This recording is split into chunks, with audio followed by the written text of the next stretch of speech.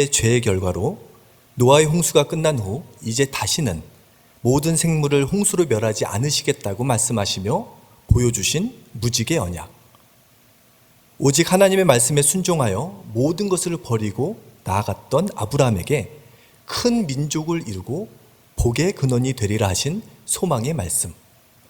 부활하신 예수님께서 죽음에 대한 두려움과 절망 가운데 흩어져 있는 제자들을 찾아가시사 아침밥을 차려주시는 이야기 등 빛이 보이지 않아 흑암 중에 있거나 힘겹고 어려운 상황 가운데 있는 우리에게 두려워하지 말라, 내가 너와 함께함이라, 놀라지 말라, 나는 내 하나님이 됨이라, 내가 너를 굳세게 하리라, 참으로 너를 도와주리라, 참으로 나의 의로운 오른손으로 너를 붙들리라 하시며 나의 하나님이 되어주시고 붙들어 주시겠다라는 약속의 말씀은 낙심과 절망 가운데 쓰러져 있는 우리를 위로해주고 다시 일어날 수 있도록 소망을 품게 해줍니다. 하나님은 우리에게 위로와 소망의 약속을 주시는 분일 뿐만 아니라 반드시 그 약속을 이루시는 분이십니다. 바로 오늘 본문은 하나님께서 이스라엘 백성에게 약속을 하셨고 그 약속을 지키시는 이야기입니다. 이스라엘 백성은 가나안 땅 입성을 눈앞에 두고 있습니다. 가나안 땅 맞은편, 요당 맞은편에 모압 평지에 모여 있죠. 40년 동안 광야 생활을 하면서 버티게 했던 약속의 땅에 대한 믿음. 아니, 그 더 오래전부터 그의 조상 아브라함에게 이 약속의 땅을 주리라라는 약속을 희미하게 붙잡았던 이스라엘 민족이 드디어 수백 년 만에 그 땅을 차지하게 됩니다. 여러분, 그 목전에 가나안 땅을 두고 있는 이스라엘 백성들의 마음이 어땠을까요? 아마 40년 동안 광야에서 힘들었던 모든 피로는 다 사라지고 이제 그곳에 들어갈 수 있다라는 감격과 기쁨이 충만해져 있을 것입니다. 이렇듯 가나안 땅은 이스라엘 백성에게 있어서 하나님의 약속이 이루어지는 현장이요, 하나님의 살아계심을 경험하는 장이며 온전한 하나님의 통치가 실현되는 땅입니다. 즉, 이 땅 가운데 이루어지는 하나님의 나라 모형이죠. 하나님께서는 오늘도 우리의 삶과 가정, 우리가 살아가는 땅을 하나님의 약속이 이루어지는 땅으로 변화시키길 원하십니다. 하나님께서는 모세를 통해서 약속의 땅에 들어가게 될 이스라엘 백성들에게 한 가지 당부를 하십니다. 이제 곧 젖과 꿀이 흐르는 땅에 들어가게 될 것인데 그 땅을 영원토록 차지하기 위해서는 지켜야 할 원리가 있다고 말씀하십니다. 그렇다면 우리가 우리의 삶 가운데 삶의 자리에서 하나님의 약속을 영원토록 누리려면 어떻게 해야 할까요? 따라 하시겠습니다. 하나님을 하나님으로 인정해야 합니다. 하나님을 하나님으로 인정해야 합니다. 하나님께서 이스라엘 백성들이 약속의 땅 가나안 땅에 들어간 이후에 한 가지 우려하시는 것이 있었습니다. 오늘 본문 말씀 25절과 26절입니다. 봉독하겠습니다. 내가 그 땅에서 아들을 낳고 손자를 얻으며 오래 살 때 만일 스스로 부패하여 무슨 형상의 우상이든지 조각하여 내 하나님 여호와 앞에 악을 행함으로 그의 노를 일으키면 내가 오늘 천지를 불러 증거를 삼노니 너희가 요단을 건너가서 얻는 땅에서 속히 망할 것이라. 너희가 거기서 너희의 날이 길지 못하고 전멸될 것이니라. 아멘. 하나님께서는 이스라엘 백성이 가나안 땅에 들어간 이후에 그들의 문화와 종교의 영향을 받을 것을 우려하셨습니다. 그래서 이를 방지하기 위해서 가나안 땅을 차지하는 전쟁을 치를 때는 아주 중요한 법칙이 있는데 진멸법, 모든 것을 다 진멸해 버리라고 명령하십니다. 그런데 아니나 다를까 이러한 우려가 실제가 되죠. 이스라엘 백성들은 하나님의 약속된 땅을 점령했으나 완벽한 정복이 아니었습니다. 시간이 흘러가면서 자연스럽게 그 땅의 거민들과 교류하면서 영향을 받게 됩니다. 유목 문화에 익숙했던, 수시로 이동을 해야 되기 때문에 체험보다는 비움이 더 익숙했던 이스라엘 백성의 눈에 농경과 정착 문화를 통해서 풍요로운 문명을 쌓아 올린 가나안 땅의 문화는 보암직도 하고 먹음직도 하고 지혜롭게 할 만큼 탐스러워 보였습니다. 결국 우려했던 대로 가나안 땅의 신들을 섬기고 우상 숭배에 빠지게 됩니다. 이것은 단순히 특정한 시대, 일부 사람들의 이야기가 아니라 모든 시대, 사사시대부터 왕조시대, 포로기 이후에까지 수많은 사람들이 우상 숭배에 빠지는 이야기가 성경에 고스란히 담겨져 있습니다. 여러분, 십계명에서 우상 숭배를 금지하면서 하나님께서 우리에게 주신 명령은 두 가지입니다. 첫 번째는 너는 나 외에 다른 신들을 내게 두지 말라입니다. 애굽의 신들, 가나안의 신들 같이 다른 종교의 신을 섬기거나 예배하지 말라라는 명령입니다. 두 번째는요, 너를 위하여 새긴 우상을 만들지 말고 또 위로 하늘에 있는 것이나 아래로 땅에 있는 것이나 땅 아래 물속에 있는 것에 어떤 형상도 만들지 말며 그것들에게 절하지 말며 그것들을 섬기지 말라입니다. 이것은 피조물을 창조주 신으로 섬기지 말라는 의미와 창조주 하나님을 어떤 형상으로 가두거나 제한하지 말라는 명령입니다. 근데 여기서 중요한 표현은 너를 위하여라는 표현입니다. 신앙생활할 때 하나님을 생각할 때 나를 위한 신앙, 나 중심적인 신앙을 지향하라는 것입니다. 우리는 너무나 이기적인 존재입니다. 아무리 신앙이 좋아도요, 불쑥불쑥 내 안에 나 중심으로 돌아가는 생각과 마음을 우리는 떨쳐버리기가 쉽지 않습니다. 나 중심적으로 나의 경험과 나의 생각 속에 하나님을 제한해서는 안 됩니다. 하나님께서 이스라엘 백성에게 자신을 드러내실 때 어떤 형상으로 보여주시는 것이 아니라 말씀이 새겨진 돌판을 통하여서 자신의 임재를 보여주십니다. 또 광야에서 이스라엘 백성에게 하나님의 임재를 보여주는 선물을 주시는데요, 하나님께서는 더 화려하고 더 웅장한 신전이 아닌 성막을 통해서 우리에게 자신의 임재를 보여주십니다. 여러분, 하나님을 믿는다라는 것은 또 다른 형상을 만드는 것이 아닙니다. 세상보다 더 크고 웅장한 결과물을 만드는 것은 더더욱 아니죠.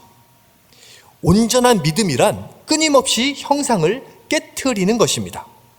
이 세상 어떤 피조물도 창조주 하나님으로부터 시작되었다는 사실을 기억하고 이 세상 어떤 것도 하나님이 될 수 없으며 이 세상 어떤 것으로도 하나님을 제한하거나 하나님을 담을 수 없음을 인정하는 것이 진정한 믿음입니다. 내 생각과 경험에 하나님을 제한하는 것이 아니라 하나님이 내 인생에 하나님이 되실 때 우리는 우리의 삶에 하나님의 신실하신 약속들을 경험할 수 있게 됩니다. 이번 한 주를 통해서 나의 인생 가운데 하나님이 하나님 되시는 은혜를 경험할 수 있는 저와 여러분이 되시기를 예수님의 이름으로 축원합니다. 두 번째로요, 약속의 땅을 영원히 누리기 위해서는요, 따라 하시겠습니다. 하나님과의 만남에 초점을 맞춰야 합니다. 하나님과의 만남에 초점을 맞춰야 합니다. 하나님께서 인간에게 끊임없이 요구하시는 것, 또한 우리에게도 요구하시는 것이 있습니다. 그것은 하나님을 알아가기 원한다라는 것이죠. 호세아서 6장 6절의 말씀, 나는 인애를 원하고 제사를 원하지 아니하며 번제보다 하나님을 아는 것을 원하노라. 여기서 하나님을 안다라고 이야기할 때 유의해야 될 것이 있습니다. 그것은 하나님을 아는 것과 하나님에 대해서 아는 것의 차이를 구분하는 것입니다. 여러분, 좀 말이 비슷하죠? 하나님을 아는 것과 하나님에 대해서 아는 것은 비슷하지만 큰 차이를 가지고 있습니다. 하나님에 대해서 지식을 쌓아갈 수 있고요, 하나님을 잘 몰라도 경건의 생활을 할 수 있다라는 것이에요. 우리는 설교나 책, 또 다른 사람을 통하여서 기도하는 법, 성경을 읽는 법, 신앙생활하는 법을 잘 배울 수 있고요, 실천할 수 있습니다. 그러나 이러한 것은 하나님을 아는 것이라기보다는 하나님에 대해 아는 것입니다. 물론 이 하나님에 대해 아는 것도 중요합니다. 그러나 하나님에 대해서 많이 안다고 해서 그 하나님을 온전히 안다고 말할 수는 없습니다. 로이즈 존스의 책 부흥에서도 성경에 대한 지식을 하나님을 아는 지식으로 잘못 이해하는 것을 지적합니다. 교리적으로는 뛰어나고 뭔가 지식이 풍부하지만 하나님과 인격적인 관계, 올바른 관계를 맺지 못하는 사람들이 많이 있다라는 것이죠. 하나님을 생각하면서 하나님을 많이 알지만 친밀감을 느끼지 못하는 경우가 많다라는 것입니다. 하나님에 대한 지식은 뛰어난데 하나님을 아는 지식은 없는 그런 사람이 될 수 있다라는 것이죠. 특별히 이 제임스 패커라는 사람은 하나님을 아는 사람들에게 다음과 같은 4가지 특징이 있다고 합니다. 하나님을 잘 아는 사람은요, 하나님을 위한 엄청난 열정을 갖고 있고요, 하나님에 대한 위대한 생각을 품고 있고요, 하나님을 위한 담대함을 드러내고요, 하나님 안에서 커다란 만족을 얻는다고 말합니다. 이것이 하나님을 아는 사람들의 특징이라는 거예요. 여러분, 지금도 이 코로나 상황 속에서도 하나님을 생각하면 하나님을 향한 마음의 열정으로 충만해지십니까? 또한 여러 가지 상황 속에서 위대한 하나님의 비전을 바라보면서 모든 상황을 이겨낼 수 있는 힘을 얻고 계십니까? 하나님을 생각하면 담대하게 하나님의 복음을 증거하는 사람이 되고 또 모든 상황 속에서 만족하는 삶을 살고 계십니까? 만약에 그러하다면 여러분은 하나님을 잘 알고 계시다라는 것을 기억하시기 바랍니다.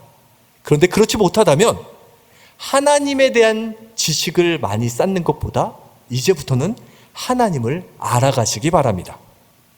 그렇다면 우리는 어떻게 하나님을 알 수 있을까요? 간단합니다. 만남을 통해서 하나님을 알 수 있습니다. 오늘의 본문 말씀 29절 함께 읽겠습니다. 그러나 내가 거기서 내 하나님 여호와를 찾게 되리니 만일 마음을 다하고 뜻을 다하여 그를 찾으면 만나리라. 아멘. 하나님께서 약속하십니다. 마음을 다하고 뜻을 다하고 간절히 찾으면 만나 주시겠다고.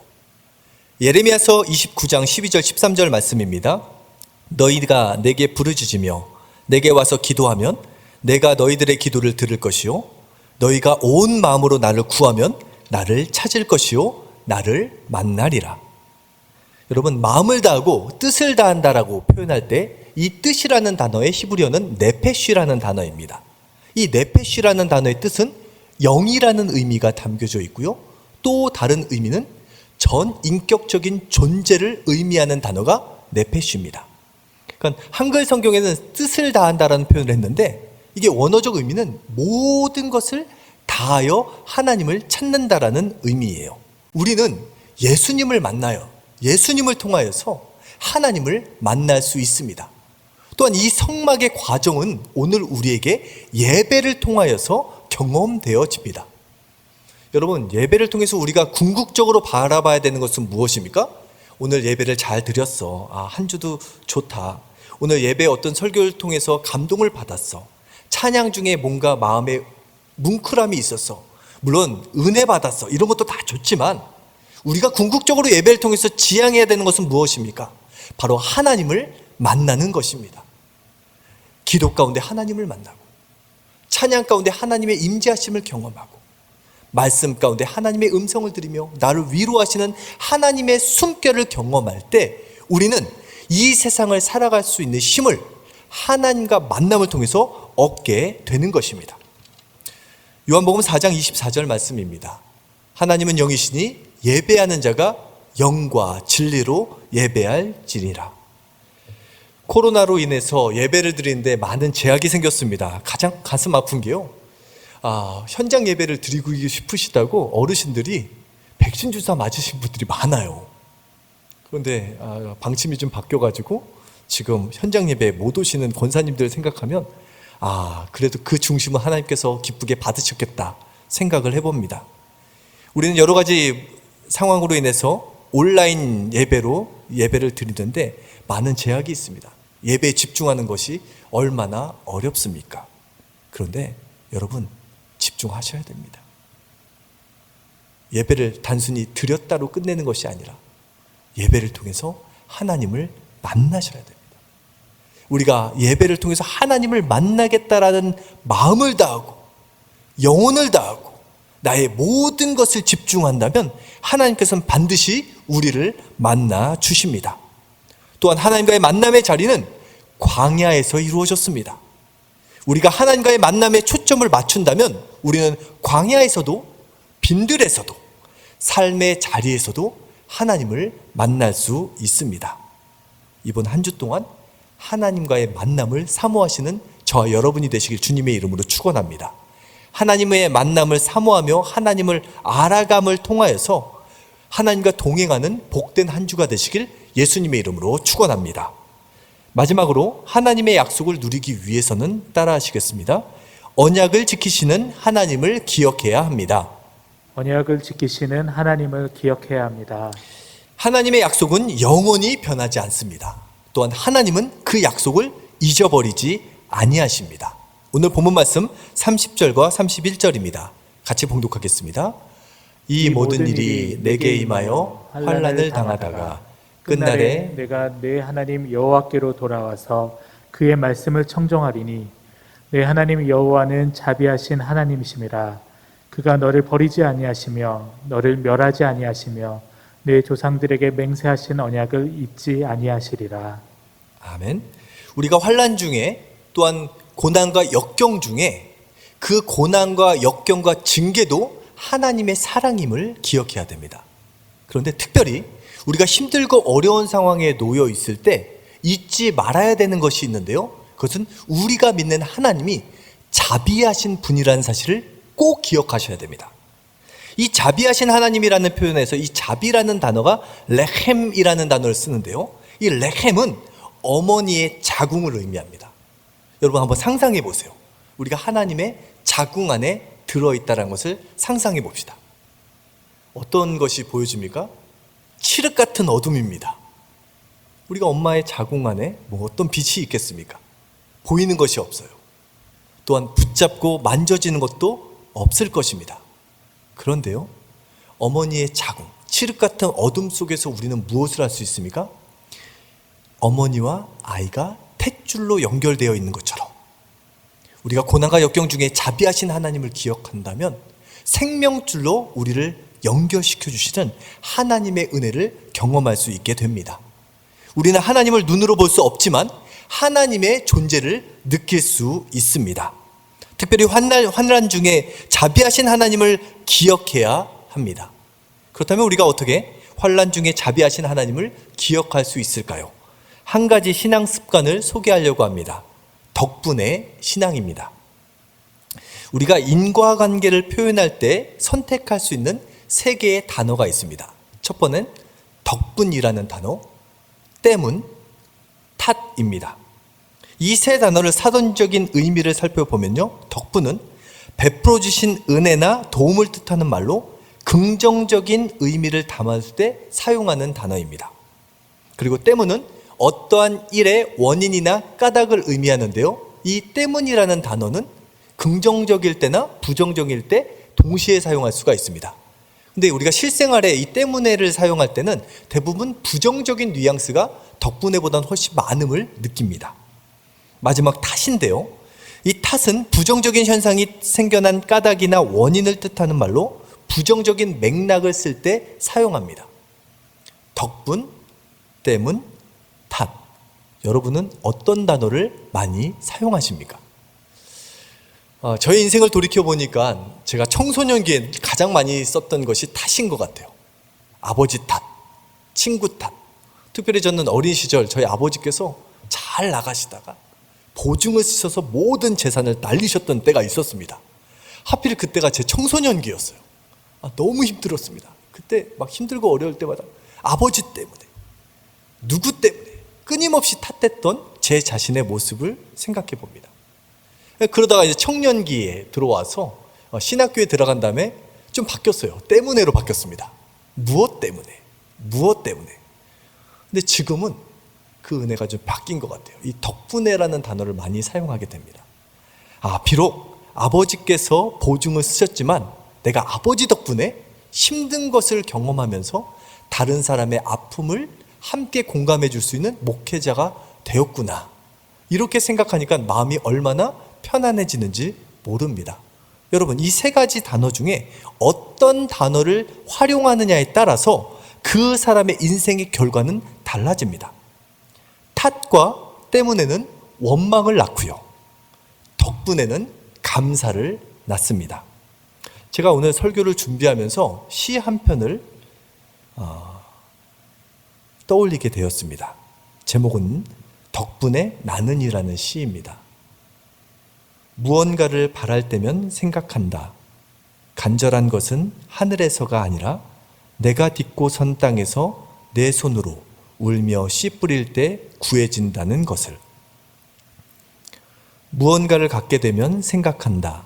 주어진 것은 내 힘으로가 아니라 내가 알 수 없는 저 하늘에서 누군가 씨 뿌려준 선물이라는 것을. 그리하여 나는 다시 생각한다. 덕분에 나는 살려지고 있음을. 나 또한 누군가 웃으며 걸어올 길에 울며 씨 뿌려가고 있음을. 내가 이 세상을 살아가는 것이 누군가의 덕분임을 깨닫고 나 또한 누군가에게 덕을 끼치는 사람이 되었으면 좋겠다라는 시인의 마음이 잘 표현되어 있습니다. 여러분, 성경은 징계를 받을 때, 환난과 고난 중에 있을 때 덕분의 신앙을 받아들이라고 권면합니다. 예레미야서 29장 11절입니다. 여호와의 말씀이니라. 너희를 향한 나의 생각을 내가 아나니 평안이요 재앙이 아니니라. 너희에게 미래와 희망을 주는 것이니라. 잠언 3장 11절 12절입니다. 내 아들아, 여호와의 징계를 경히 여기지 말라. 그 꾸지람을 싫어하지 말라. 대저 여호와께서 그 사랑하시는 자를 징계하시기를 마치 아비가 그 기뻐하는 아들을 징계함 같이 하시느니라. 아멘. 지금 한창 일본에서 도쿄 올림픽이 진행되고 있습니다. 여러분 잘 보고 계십니까?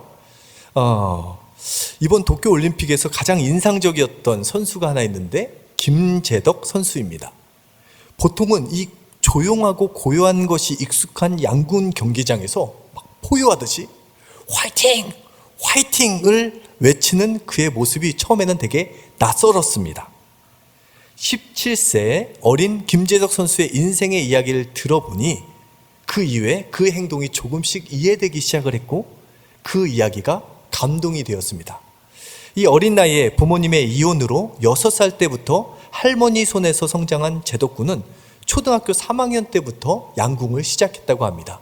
이 시작한 계기도 너무 재밌더라고요. 선생님께서 이 학생이 너무나 분주하고 막 바쁘다 보니까 좀 차분함과 침착함을 배우라고 양궁을 가르치게 했답니다. 그런데 차분해지는 것이 아니라 침착해지는 것이 아니라 그곳에 가서 더 적극적으로 하면서 전국에 있는 메달을, 금메달을 휩쓸기 시작했답니다.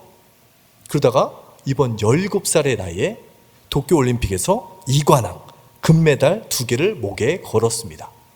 그의 인생을 보면 끊임없는 좌절의 연속이었습니다.